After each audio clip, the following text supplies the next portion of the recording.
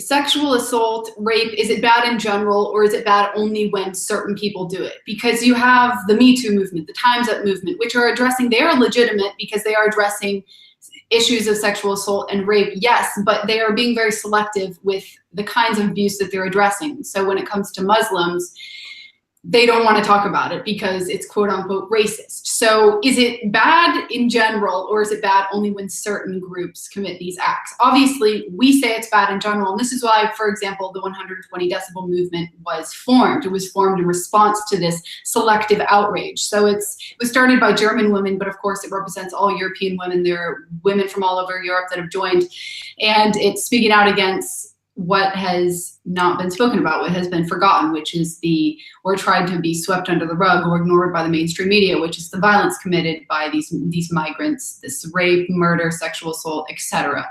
So, and of course, they're facing a lot of backlash for this. They're being called either racist or saying that they're just pawns being used by the men, that they don't have any thoughts of their own, but they're essentially just being moved around by the men at will, and the men whisper words in their ears, which they repeat, which is completely ridiculous. I know many of these girls personally, and they're very intelligent, wonderful women that can definitely speak for themselves.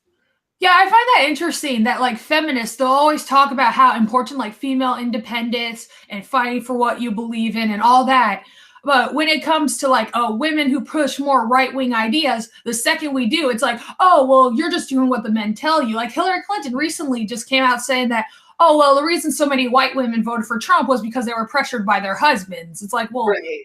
But because the thing is like, if a woman has the independence to say, I'm going to reject traditional roles, I'm going to reject, I'm not going to talk about talk about thyroid culture, I'm not going to talk about any of these problems, well, then obviously a woman has the power to do the exact opposite. Right.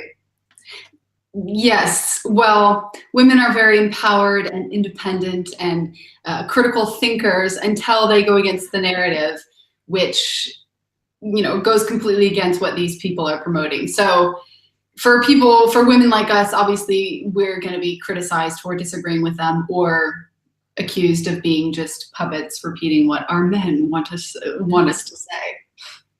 We have no thoughts of our own. Nope, absolutely none. And the thing is, what was I going to